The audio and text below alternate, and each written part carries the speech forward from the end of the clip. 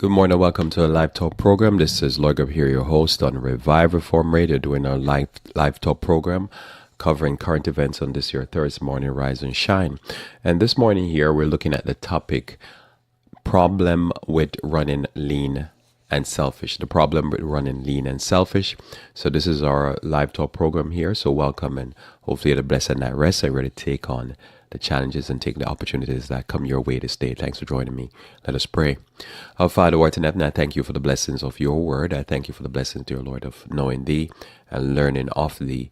May you continue to be our guide in all that we do. May you continue to bless us, dear Lord, that we might walk humbly before thee. Be with us, we pray, as we study these things and look at these things that's happening around us for Christ's sake. Amen. So looking here at this topic, the problem with running lean and selfish. The problem with running lean and selfish is our topic for this morning here. And I often think about how successful this idea of maximum profitability and hoarding is. So one of the things I've thought about often through life is this idea here of maximum profitability and hoarding. And these are two concepts that are different. Even in my topic, I'm talking about two different things. The problem with running lean is one issue, and then the idea of selfishness.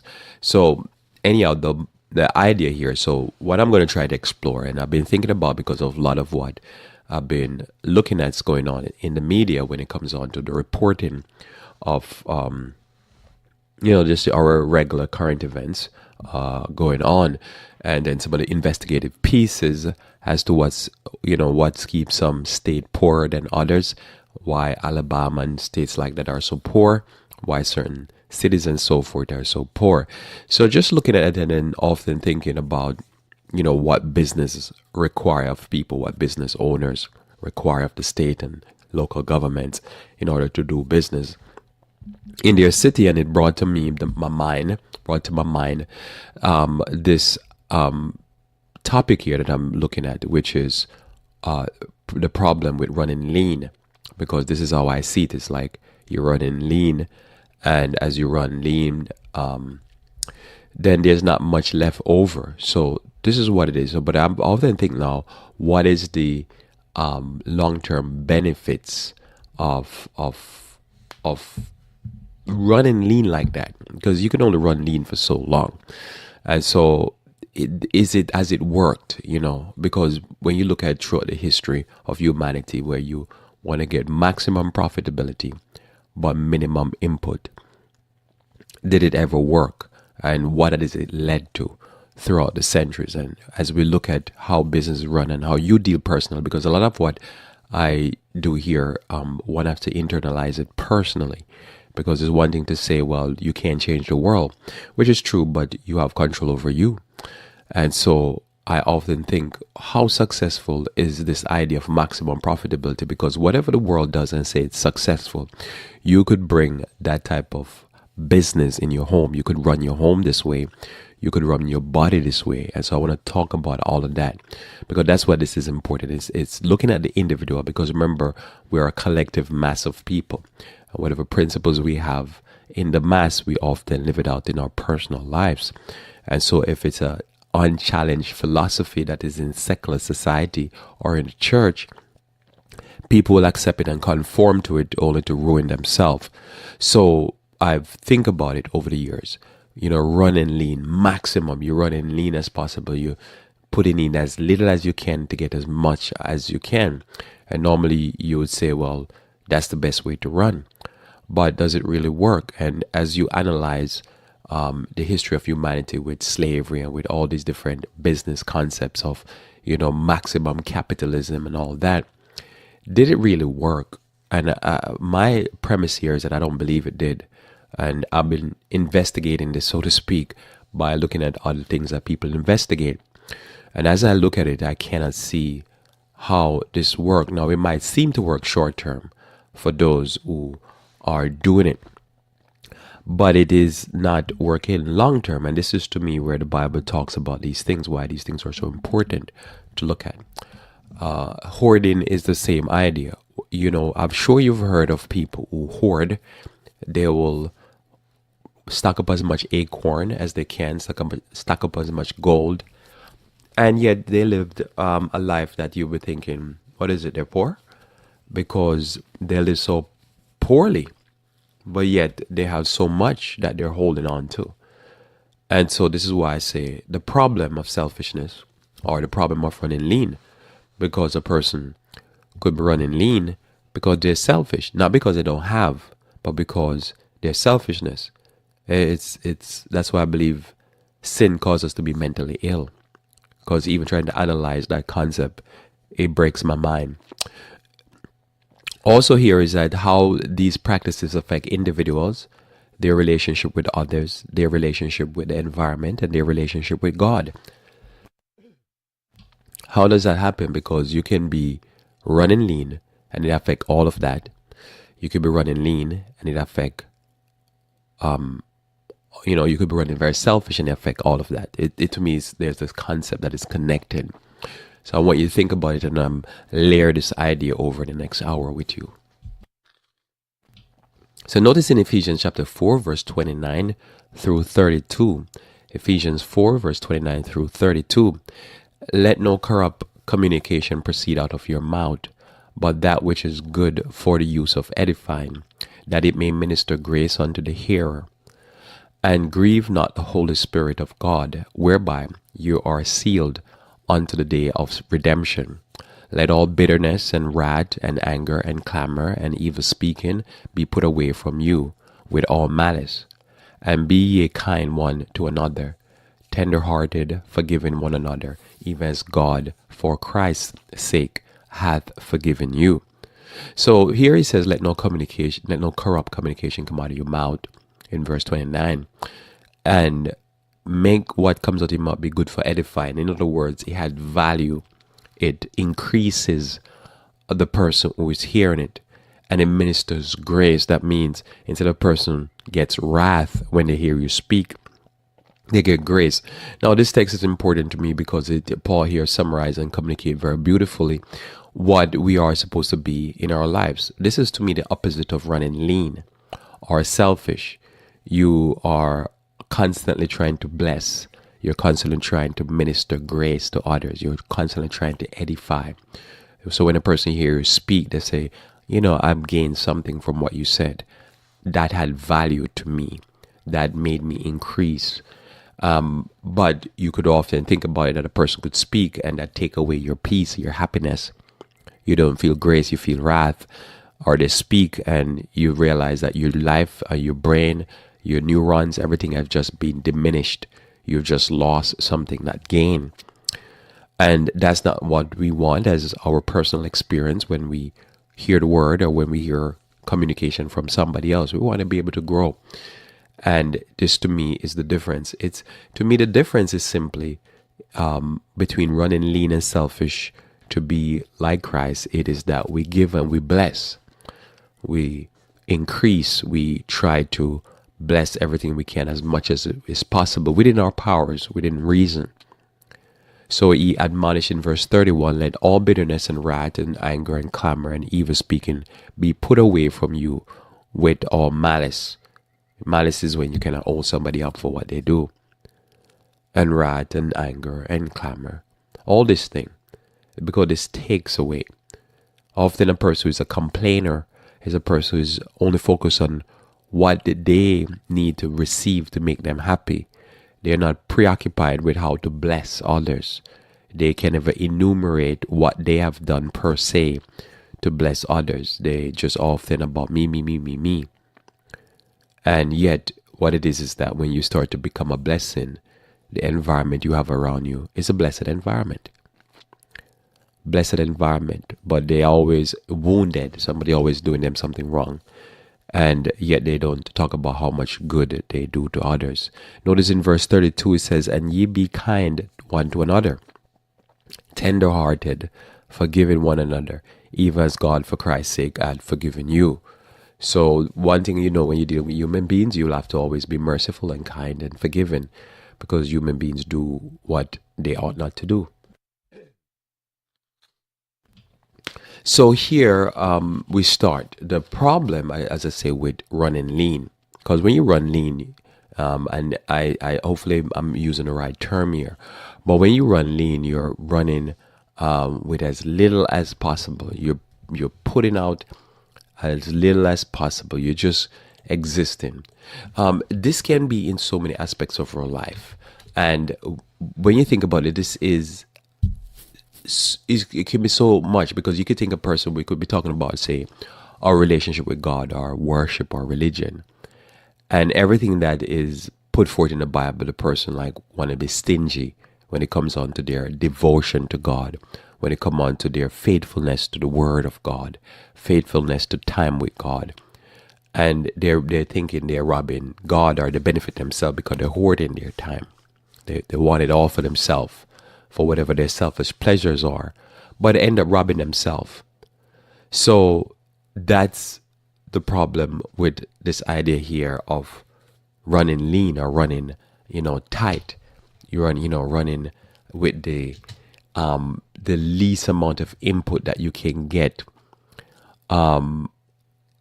and it is this idea here that you don't want to put anything in, but you want to get as much out. And so that's what it is. So in Luke chapter 12, verse 15 through 21, Luke chapter 12, verse 15 to 21, notice here, I'm going to describe the same idea here.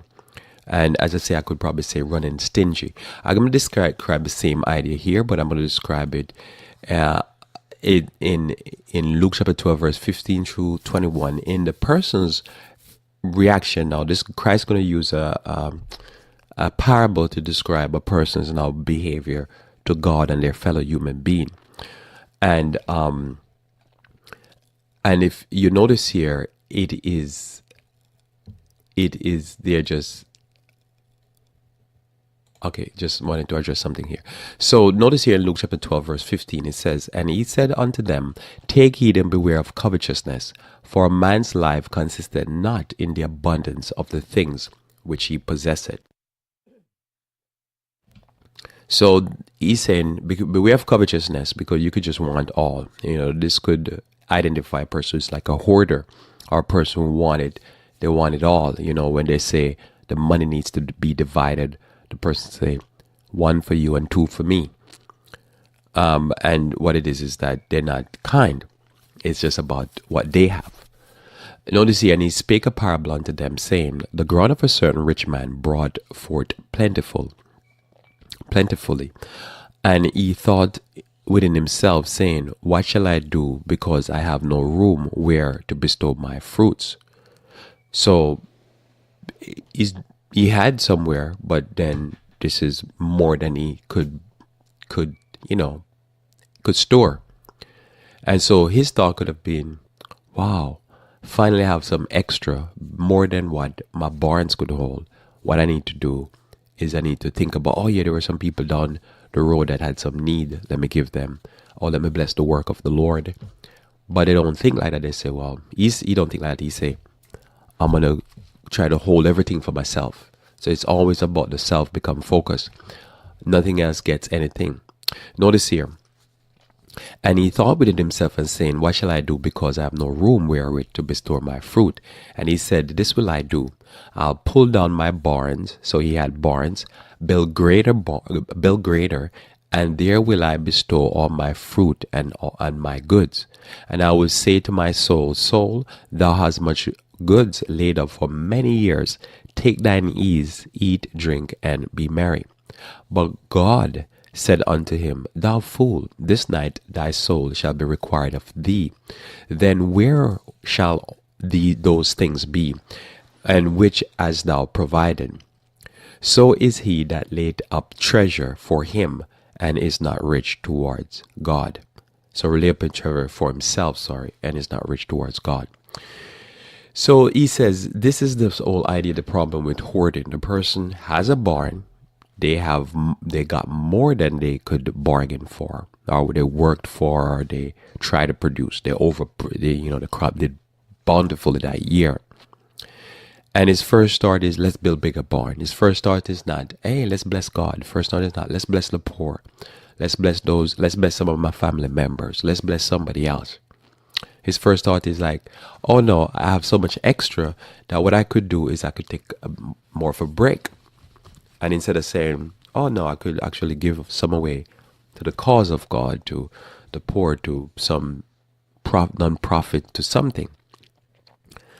So this is now to me is this, as I said, two different ideas, but I see them as often connected in the behavior and practice, where the person just goes for maximum profitability and maximum selfishness. So I want to run the system and get as much as I can, and I want to hold as much as I can. And in doing so, it is often when we look at the news now, to me, it is one of the concepts, or these two concepts are often at play. And we often try to figure out what's happening. But what I've realized is happening is that this is true human nature that we can do personally. And we are not the CEO or the board of any large corporation. But personally, we can do this.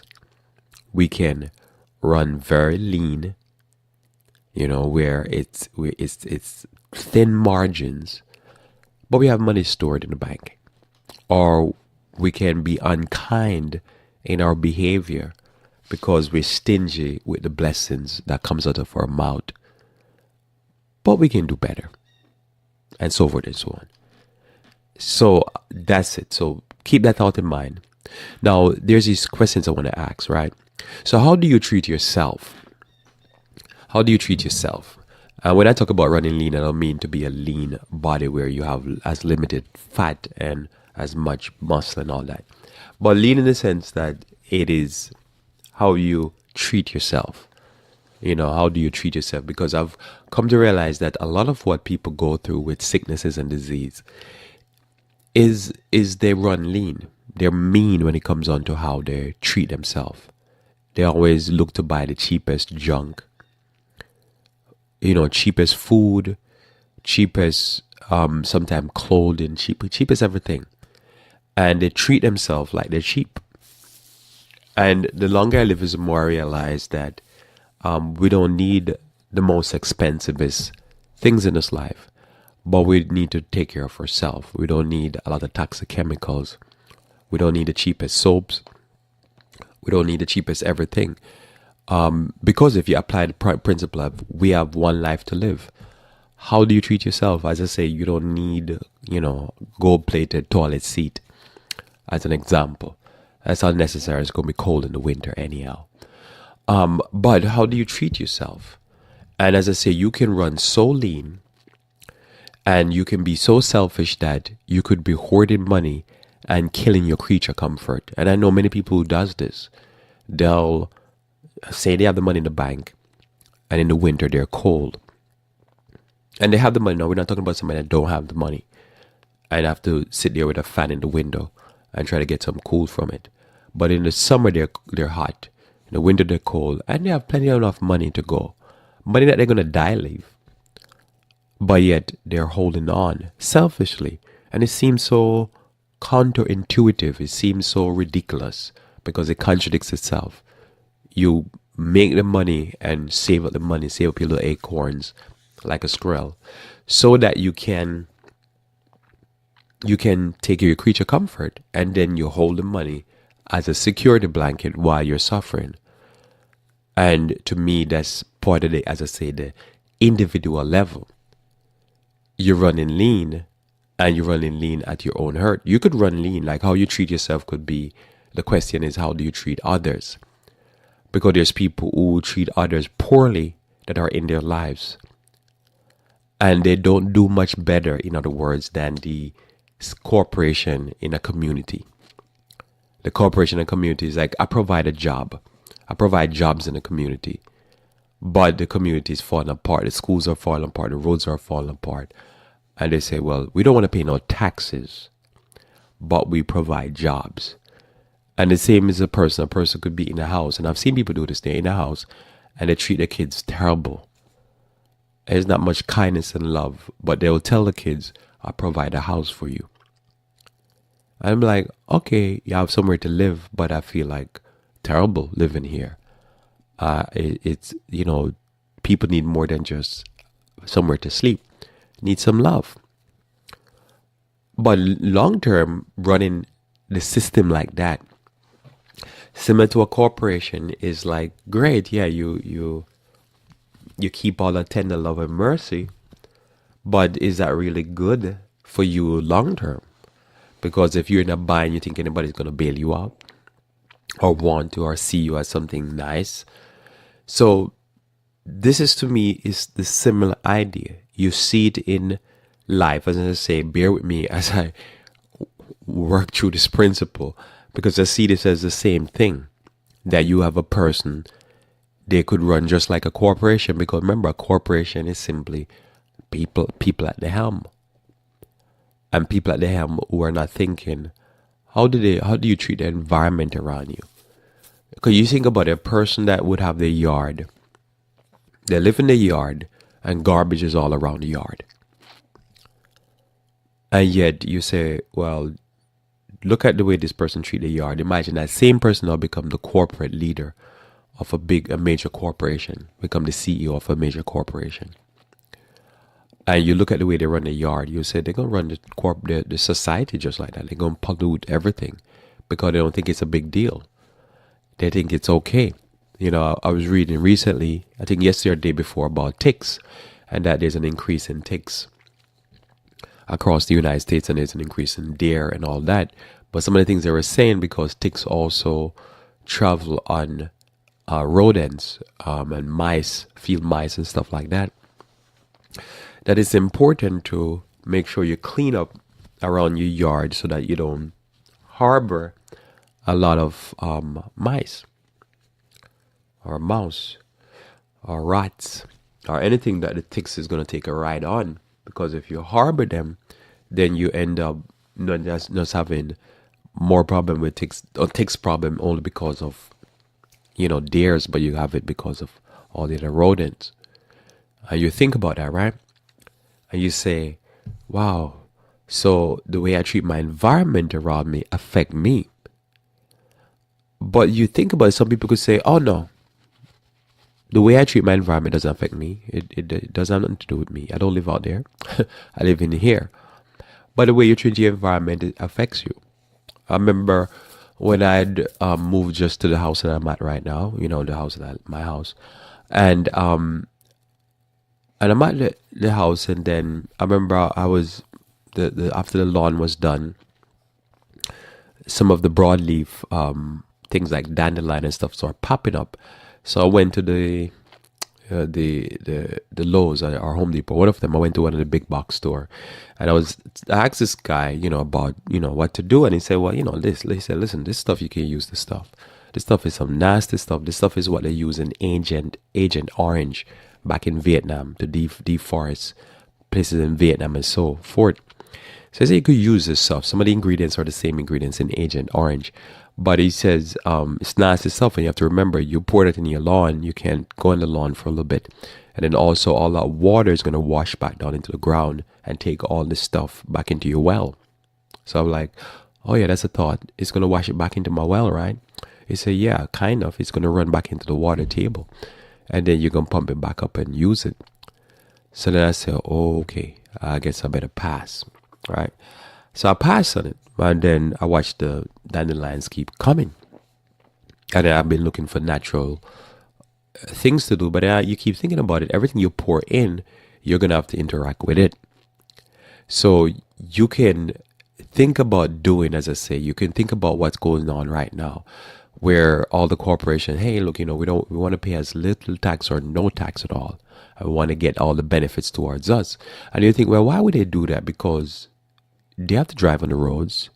They have to send their kids to school. They have to do all that. When you think about it, no, they don't. They can say, no, I'm going to send my kids to private school, so I don't care about the school in town. If it falls apart, because I don't care.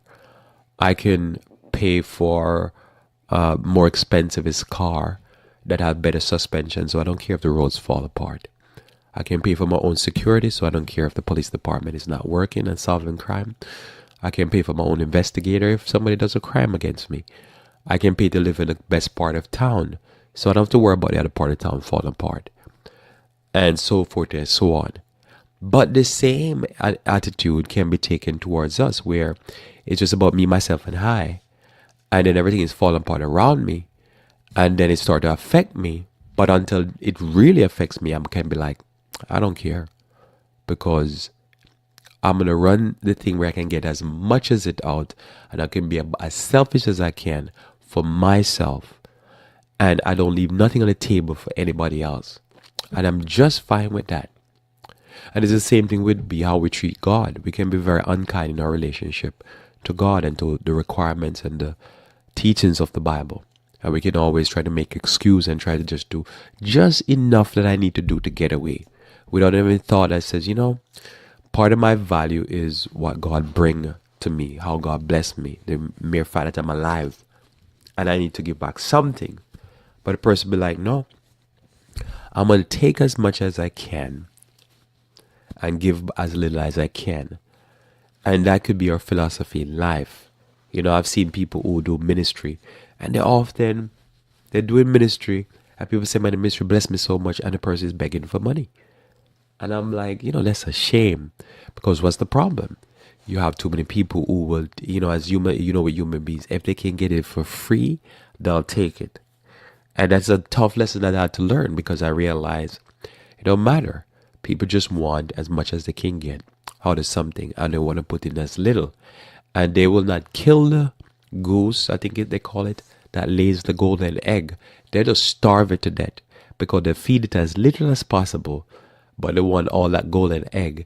And they feed it, the little thing gets so lean, gets so scrawny, and it dies, and then they kill the goose that laid the golden egg.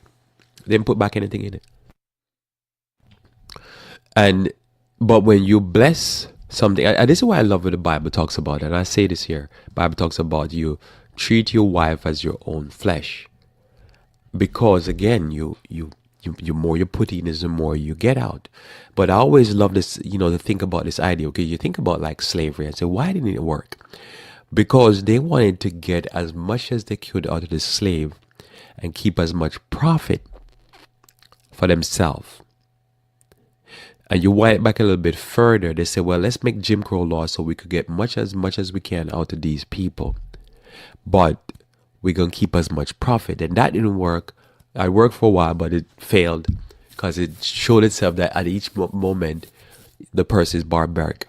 So you come to the time, and bear with me here, but listen to this. You come to the time now of free trade acts. And you see this free trade act that they keep signing. The aim again is to get as much as you can out of the workers. And the people at top get as much as they can. But you put in as little as you can. You don't share any of the wealth. And you can say, look at us. We have the largest corporations. We have some of the richest CEOs. And then you flip that and you come to know you personally and say, I bet as an individual, it's going to be a struggle internally. But I have to think, how much can I put in? How can I run it where it's still a profitability, but I put back as much as I possibly can to keep it going, because businesses are there to make profit. We accept that. And you as a human being, you're going to look out for yourself. You accept that. But how do you come to a point where you say, the people around me are blessing me, I need to put something back into it. My home is here for my comfort. I need to put something back into my home. I can't just let my house run down and fall apart. My environment is here to bless me. I can't destroy it. And sometimes if I can put something back into it, I put something back into it. God has blessed me. And because of that blessing, I'm going to put something back into the work of the Lord. And I'm going to serve the Lord with gladness and come before his presence with thanksgiving. I'm going to be appreciative. That's all is an attitude. And that's all. If you got that, you got basically what I'm here to say this morning. That is an attitude that you take to life. That yes, you're a consumer. Yes, you consume love, but you have to give back some love. You consume companionship, but you have to be a companion to others. A person dying, as I say, of loneliness. And yet the question is, did they give back something? Because they could say, oh, I'm lonely. That's them. That's what they want. That's what they need. Because that's a need. So they need to receive companionship. But are they giving back something? They want friend, but they need to be a friend also. You have to always give back something to the relationships you have. You have to put back something in. It's nice that nature's been there for us and whatever. But I think part of it is that when you keep sucking something and sucking something, after a while you suck it dry. And you're not thinking, oh, I need to nourish this thing. You have a plant. And when I was young, I really didn't understand some of that. But I would see, the folks around, they would do something. I always remember they manure something. They get some cow manure and they put it at the root and they dig it up a little bit, make sure that water can get through properly and so forth. And then you see the plant flourish, cause and effect. Because you want the fruit off the plant, off the plant. But you could just sit there and say, I get the fruit off it. It will happen. Or you could say, no, I need to prune it a little bit. I need to put some manure. I need to bless it a little bit. Some people will talk to the plant and touch the plant. And then the plant bring forth fruit and you're like, oh, that makes me so satisfied. Satisfy me. I'm giving back something.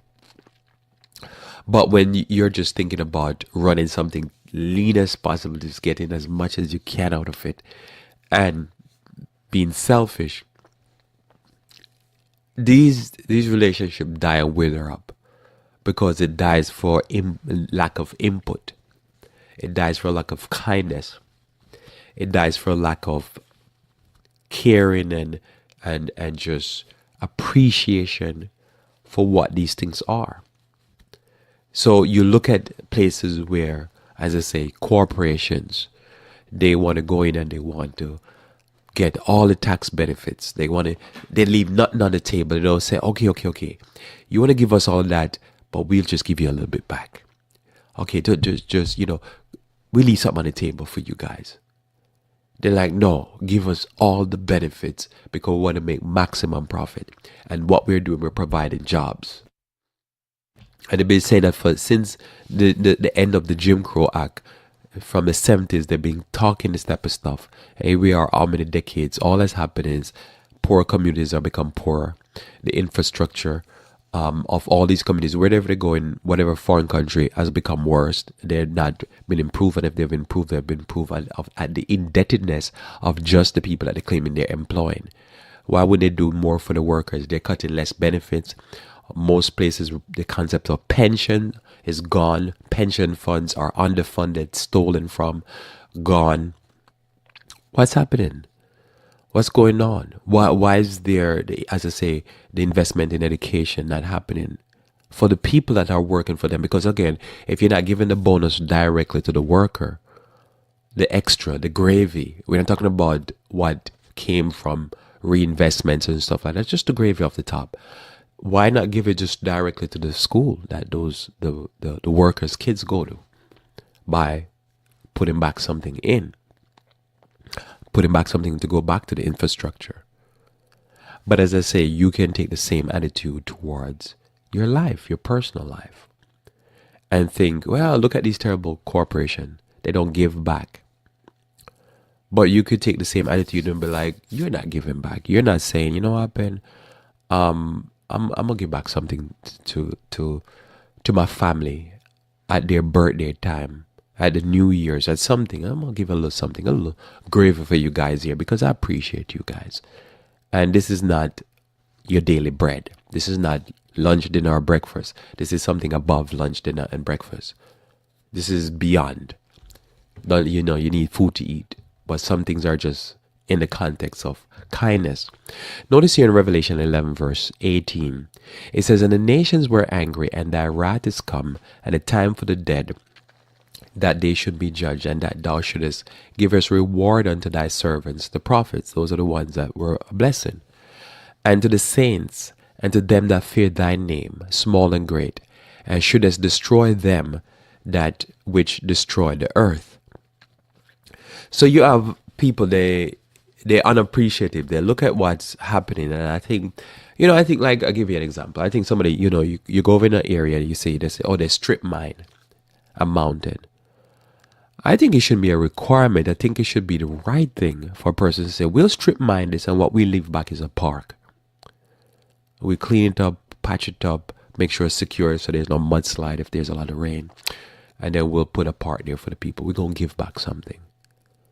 We're gonna make it something that say people can go hunting. But whatever that region, what tickles their fancy, we'll do something for them. But we do this for God also, because we don't want to just create all kind of mess all over the place. So the place look like a junk. And you fix it. You fix it back up. You say, this is what we left. And somebody said, but that's going to cut into your profit. Well, we're going to make profit. But, we're going to put back something on the table.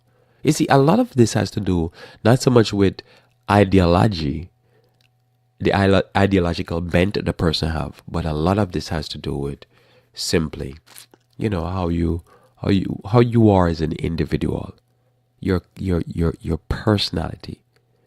And that's why I'm saying you don't take everything.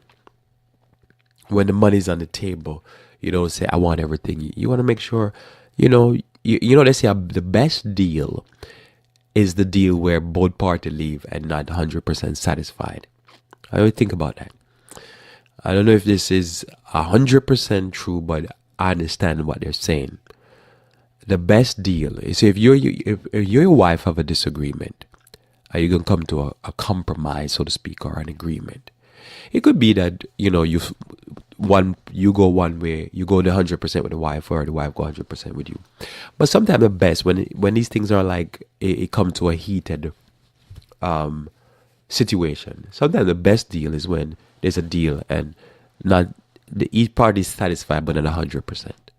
Each party got something out of it. But if one person keep getting something out of it, it's a disaster sooner or later. You leave something else on the table. You say, what happened? I wanted, say 1,000 units. And the person wanted to give you, say, 500. And sometimes the best deal is when you say, what happened? I wanted 1,000, you want to give me 500. Let's split the deal. Give me 750, I'll be happy. You be happy, but we're both not 100% happy. And you say, okay, let's make a deal.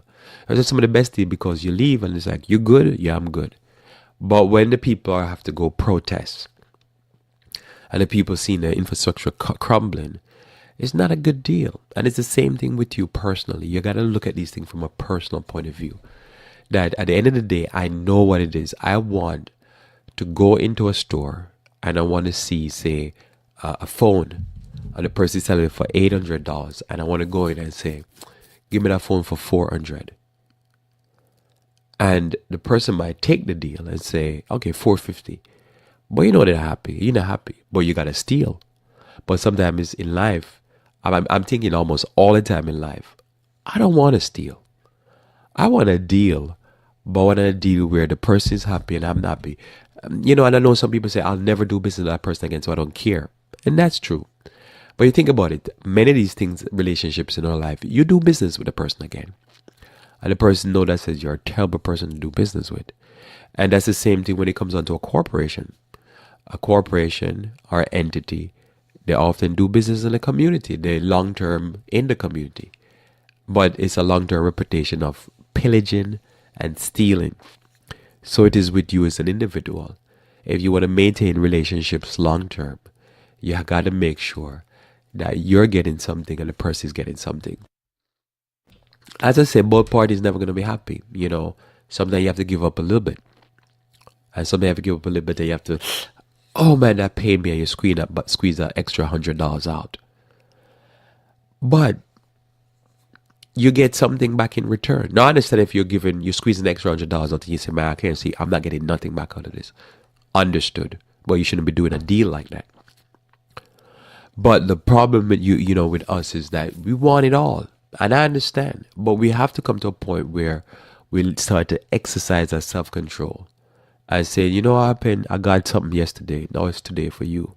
Even though that hurts, because I want it all today again. I got it all yesterday and you got none.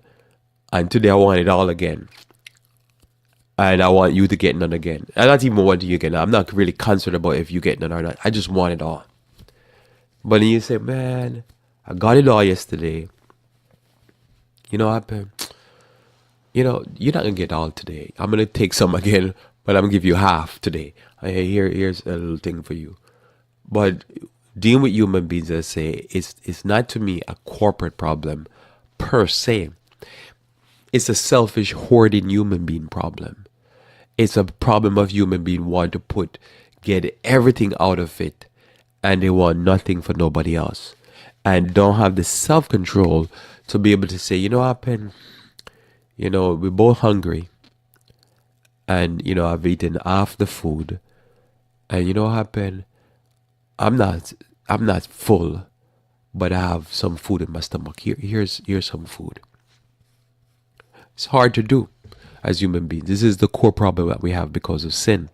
Sin has made us very selfish. And it makes us selfish to the point we hurt ourselves. Because again, you could eat the whole plate of food and you're full. But here's the problem. You can't, you have a relationship problem. And so a person will say, oh, I'm lonely, I'm gonna kill myself. Yeah. Start learning to become less selfish. But the person will be like, yeah, but I want it all. I don't want to have relationships. Well, it don't work like that. You got to make a choice. You could say, I'm going to share some, I have some relationships. Or I could take it all and I look like a greedy pig. And everybody like, because a lot of time people say, oh, they want love. It's not really love they want. It's just, in essence, what is it that, it's just somebody that's going to be concerned about their well-being and practice that. And that's all we're doing. A lot of what we call love is really care. It's somebody caring for you. Somebody say, I just want somebody to care for me. Well, a lot of what caring is, oh, I'll lotion your foot. Why? I'll get your foot dry. So I'm gonna lotion it. And that's it. That's literally caring. And caring that often has to do with just pampering and all that type of stuff. Or just, no, you need lunch. I'm gonna make sure you have lunch. Make sure you have dinner. Because I don't want you to be hungry. So somebody concerned that you're not hungry. Yeah, this person's concerned you're not hungry. Oh, that person cares for me. Does the person love you? I'm not even sure if they love me. They care for my well-being. How are you doing? No, like literally, how are you doing? Oh, you're not doing good? Here's a balm. Here's some tablets for your headache. I'm going to get rid of your headache. Oh, this person cares for me. We need more of that in our society. And as I say, if more CEOs would find Jesus, we would solve a lot of these problems. You see, these problems it's an issue of the selfish heart has never been regenerated. So because of that, we're seeing this display of all this warmongering and jingoism. It's lost people. This is what lost people does. They care all about them and themselves, their reputation, how they look. They don't care about how, in a selfish way, but in doing that, they end up hurting themselves. Because when you look like a pig, you're just a pig. That's just what it is. Now, notice in Matthew 21, talking about this idea here, going a little bit deeper now. Matthew 21, verse 33 through 41. Notice it says here another parable. Jesus Christ here speaking. There was a certain householder which planted a vineyard and hedged it around and digged a winepress in it and built a tower and let it out to husbandmen and went into a far country. So the husbandman, the person who owns the property, he did the work. And we look at the same thing when we look at the earth and all that God has done for us. He did the work. Now he let it out to the husbandman. He said, hey, you guys take care of this. You guys, make it fruitful and multiply. But it's still mine. Now look what selfishness does. And want to get the most for yourself. Notice it says here, and when the time of the fruit drew near, he sent his servant to the husbandmen, that they might receive the fruit of it. So he had a right to the fruit, because he set it up.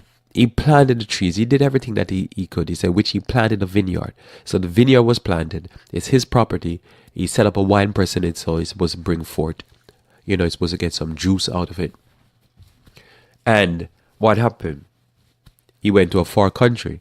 So the deal is that if you have a property, you went to a far country, people want to like, hey, look, he's not around. And he has money anyhow. He don't need this. And they won't say, hey, look, what we need to do is probably, you see that extra 5 acres over there, we plant some more. And then we're going to tell them, say, look, we make extra 5 acres, we make more whatever. We're going to send you back your investment, and we're going to even send you back some of the new work that we did. And then the rest we're going to take. What do you think about that? And the husbandman would say, yeah, man, good work, guys. Enjoy. So he wanted the fruits. Now, verse 35 said, the husbandman took his servants and beat one and killed another and stole another. Wait. What are they doing? You see, they're being greedy. And this is a human problem. They get so greedy that they decide, hey, the owner of the vineyard ain't getting nothing. We want it all. And we look at this problem, we could say, oh yeah, this is a parable is talking about Israel. It's talking about Israel, but it's talking about you and me. We can be like that. And we can just simply say, we don't want to be faithful with our tithe, our offerings. We want to basically always run lean, and what happened? We mess up ourselves. Notice again he sent other servants more than the first. So you're like, oh no. Probably they just need a more backup. And they did unto them likewise. So these crazies, they're serious. They want it all. They want to take the man investment. And so notice verse 37. But at last unto them he sent his son, saying, they will reverence my son. Oh, this is the boy. Notice their mindset. But when the husband saw the son, they said unto themselves, this is the heir. Come, let us kill him, and let us seize on the inheritance. What a mistake. Like, you almost say, man, what are you guys doing? You guys can't share. You think about it, it's not only that they can't, this is why sin is so egregious, because it's not that they can't just share. And as I know that this is talking about the Jewish people, but as you know, that they came to a point where they couldn't share, but they want it all. And it wasn't theirs. They didn't build it. It wasn't their investment. It wasn't their time to set it up. All of this work was put in by the husbandman. All they had to do was just share back with the husbandman. And they'd be like, no, we want it all. Now they had to do some work because they were the stewards. They were the ones that had to be, taking care of the fruits and whatever. So they could say, well, we deserve some. The husbandman didn't say nothing was for them. He just wanted them to share in the blessing that he himself has started and invested in. And instead of these guys, you don't know how to describe them because they're crazy. It's crazy. And as human beings, we can be as ridiculous as this. Because we can hoard or we want it all. But we want it all where, again, but somebody say, I'm the one that make this, say, iron ore company. And you be like, yeah, you make it, but see, somebody put the iron in the ground. Somebody can say, I'm the one that make this rubber factory that make tires. And I'm making phenomenal money. I want it all. I'd be like, no, don't do that. There's other people, there's lots of people who work in this industry. And there's a lot of people, and there's God who made the rubber tree. Come on. I'll give you a brain to be able to do that. Remember that creator. But you could say, I want it all. And that's, to me, when you see the selfishness of a person, where it was like, everybody can take a cut. So, and they caught him now. This is the heir. And caught him and cast him out of the vineyard and slew him. Literally what happened to Christ. And when the Lord therefore of the vineyard cometh, what will he do unto those husbandmen?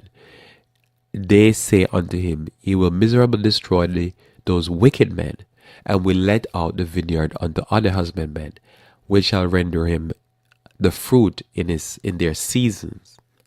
So all he wants is just some return on what he have invested in. They're there as workers in a vineyard. And they're supposed to deliver the fruit, and they're not. And so, but they're not only that, they want to kill people who are saying, hey, deliver the fruit. And so the prophets came to Israel, and they killed them, they slew them, they kicked them out, they exiled them. They did everything imaginable. And then there's the Lord, at this next point, the Lord said, look, I'm going to destroy these, verse 41, I'm going to destroy these wicked men. So it's the same thing in our personal life. It's the same thing with corporations. And so that's why it's important when we look at these things. We got to look at them from the point of view. It's a corporation, but you can forget real quickly that it's just a human being. They're human beings at the helm. And they want it all. And they want to go in and everything they want to do, they want to skirt any type of regulations that would have to make them not pollute and get rid of waste and all that type of stuff because they want it all. And I know there can be over-regulation, it can be ridiculous, but I'm just saying within reason. Waste has to be disposed of properly. But you could be like, no, because that's going to cut into our profits. But you're already rich. How much richer you can get? Richer, rich, rich, rich, rich, rich, rich. There's a certain point where you go like, okay, I need to put back a little bit. And if you notice here, somebody could read this and say, oh, that's talking about the Jews, and not realize that's talking about human beings throughout history and human beings right now. And it could be talking about me. I could be selfish and don't want to give back anything to the owner of the vineyard, the owner of my body, because I say I'm my own man and I'm going to do what I want to do. And yet, if I do that, I'm really robbing myself, and then I'm making God become my enemy. Because when you live a mean life, you hurt not just God but yourself. When you live a life where it's all about you, the more selfishness to me is the more one hurt themselves, because it's all about me. But I know the thinking is as human beings, and when didn't understand the gospel, I would think, you do everything for yourself, and you don't think about nature, you don't think about the environment, so to speak. You don't think about my neighbor, you don't think about God. It's all about me. I'm gonna do what make me happy. I'm gonna do what satisfies me. I end up doing a lot of things that hurt me. Do a lot of dumb things with drugs, alcohol, do a lot of dumb things with partying, do a lot of dumb things with stealing and hating on people and murdering people and doing all these things thinking, okay, I'm taking care of me. All those examples, I'm not talking about me personally. But I'm just saying that's what we do. I'm going to do get angry and I'm going to express my wrath because I'm going to do me. But I do me and I hurt me. And then God come and say, don't do you, consider others. Don't be selfish, don't be all about me. So as I say, when you look at the news and you see, all these trade agreements, you see all these business agreements where the business is going and they want all profit right, there's all kind of tax rebates, all kind of stuff. And they want the government and the local people and the schools get nothing. And they want to keep all the profit. You say, what's going on? You realize it's just selfish people. What they're looking at is they're looking at their bonuses and their end of year paycheck, and they're not thinking somebody's need to get some benefit from this. And they'll be like, no, those people don't work for my corporation. They shouldn't get any benefit of my hard work. And so they live like that. And then they're driving on the road and they have to almost if their windows are down, they have to put the finger over their nose because the stench of the lack of sanitation and everything like that. But they have it all. I'd be like, why would I want to have it all and live amongst so much suffering? Notice the problem that came about in Genesis in the time of the flood. In Genesis 6 verse 11 through 13, and this is, as I say, is a problem the moment man sinned. And it says the earth also was corrupt before God. We don't know to what degree. And the earth was filled with violence. See, people became selfish real fast. Problem is they were living very long also. So you ever notice a person who's older, it seemed like the bad problems that they had when they were young become entrenched even more. Like the age make it worse. It age like fine wine, they say, the evil. And God looked upon the earth, and behold, it was corrupt, and all flesh had corrupted his ways upon the earth, which is unreal. And God said unto Noah, the end of all flesh has come before me, for the earth is filled with violence through them. And behold, I will destroy them and the earth. So notice, them and the earth going to be destroyed. Because what happened? The whole earth was filled with violence. The whole earth was corrupt. Man had corrupted his ways. And so forth. So a lot of what we're seeing that we would take, and as I say, a lot of times I've been thinking about the broader implication of what's happening. And I look at the news and I look at all these things that's going on with the shooting and all that. And you could take it in mass, you could take it in an individual level. And you can start seeing real quickly when you meet the individual is all about themselves and selfish, and they're very violent. They talk about these non-violent criminals. The whole idea of a criminal is violent, because he's willing to go to any level to basically secure and do what he has to do for himself. Notice here, Isaiah 58 deals with this issue, the first few verses in Isaiah 58.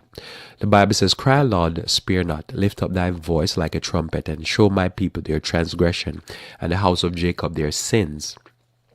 Yet they seek me daily and delight to know my ways, as a nation that did righteousness and forsook not the ordinances of their God. They ask of me the ordinances of justice, they take delight in approaching to God. Wherefore have we fasted, say they, and thou seest not? Wherefore have we afflicted our souls, and thou takest no knowledge, and take it no knowledge? Behold, in the day of thy fast, thy find pleasure and exact thy labors. Behold, ye fast for strife and debate, and to smite with the fist of wickedness. Ye shall not fast as you do this day, to make your voice be heard on high. It is not such a fast that I've chosen, a day for a man to afflict his soul. Is it not to bow down his head like a bulrush, and to spread the sackcloth and ashes under him? Wilt thou call this a fast, an acceptable day of the Lord? Is it not the fast that I have chosen, to loose the band of wickedness, and to undo the heavy burden, and to let the oppressed go free, and that you break every yoke? Is it not to deal thy bread to the hunger, and that thou bringest the poor that they are cast out to thy house? When thou seest the naked, that thou coverest him, and that thou hide not thyself from thine own flesh. Then shall thy light break forth as the morning, and thy health shall spring forth speedily. Thy righteousness shall go before thee. The glory of the Lord shall be thy reward." So here we have in Isaiah chapter 58, verse 1 through 8, this a very beautiful concept, this very beautiful teaching of what is it that we ought to do to be, as I would say, more connected in a loving way, less selfish. Is that we see others around us as being not just deserving of justice, but if injustice has been served, to free them from that injustice. That is deserving of care, that is deserving of love, that is deserving of respect and aid, benevolence. And when we do this, the Bible says the Lord will bless us. This is the process of how blessings come our way. This is how God help us to, by blessing others, that our richness is in more than just simply, I'm rich because of what I have in the bank. I'm rich because of what happening outside of me. My environment is part of my value. The company I keep, those who love me and those who I love, that's part of the richness. The richness is, as Christ says, not just in my material possession. It's in the friends I have. It's in the family relationships I have. It's in the environment I live in. If I live in an environment, and I don't care if the environment is going to hell and there's violence all around, that takes away from the value of my life. You think about it, in some places, life is cheap. There's no quality of life because nobody have respect for the life of others, because of the violence and the covetousness and the selfishness. The more selfish an environment is, the more the environment, the more the relationships and the relationships with God are destroyed. And we don't want to be in environments like that because it takes away. Now look at Ecclesiastes 12, verse 1 through 7. Ecclesiastes 12, verse 1 through 7. I read this at the end here as a reminder kind of, and as an encouragement in a weird way, so to speak, as to, when we're young, we build life differently, because the time is coming when, as people get older, the life that they've built up around them becomes a life that punishes them. And you get to see, especially in person when they're older, the pitfalls of living life where it's just about me and myself, and they didn't consider properly their children, their spouse, the environment around them, the people that are outside of their family connection. They didn't consider God. And as they get older, they might have some money to retire upon, but they're poor because they have missing the investments that they're supposed to make in all these other things. Now notice here in Ecclesiastes 12 verse 1 through 7. In closing, we read, "Remember now thy Creator in the day of thy youth, when the evil days come, nor the years draw nigh when thou shalt say, I have pleasure in them. So this is a person getting older. Notice here it describes the experience of a person that got old. While the sun or the light or the moon or the stars be not darkened, nor the clouds return after the rain. In the day when the keepers of the house shall tremble, and the strong men shall bow themselves, and the grinders cease because they are few, and those that look out of the window are darkened. So that means your hand is failing you, your arms are failing because you start getting shaky. Your teeth can't grind and they're few because they fall not to your head, and the eyes are failing you. And he continues to describe the experience below, and then he goes all the way to where the person finally dies. And he says, you know what happened? Before all this befall you, remember thy youth. Remember God in thy youth. Be kind to your pets. Be kind to those who are around you. Be kind to nature. Don't make all your investment be in just what you have in the bank. And when you can die, you can say, well, I have a lot of resources, but I have no investment in relationships. I have no investment in my body because I've messed it up, because I've run lean. I buy the cheapest food. I treat myself like I'm junk. I have no investments in a relationship with God. I have no investments with nothing, but I have money in the bank. And often when a person loses all those investments and they finally lose the money because it takes wings and fly away, they find out they're very poor. They really have nothing. We don't want to be like that. We want to be those who run rich. We bless others. We are kind to others. And we don't live selfish. We don't hoard. We make sure that we are comfortable. Others are comfortable. And if this would be our motto, and this is how we live, and we had that conversion experience, a lot of what we see in the news with all this damage to nature, damage to our fellow human being, greed, hoarding, all that stuff, all that will go away because we'll see that life is more than what you have. Let us pray. Our Father who art in heaven, I thank you for the blessings of your word. Thank you for the blessings of this day, and thank you for the blessings of the relationships that I have and we have with each other. May you bless us, dear Lord, that we might truly, dear Lord, be rich towards our fellow human being and thee. This is my prayer in Jesus' name. Amen. Well, thanks for being with me here on Revive Reform Radio. Looking forward to talking to you again live tomorrow morning, where we should talk about wisdom for living. Until then, I pray that you may continue to walk with the King.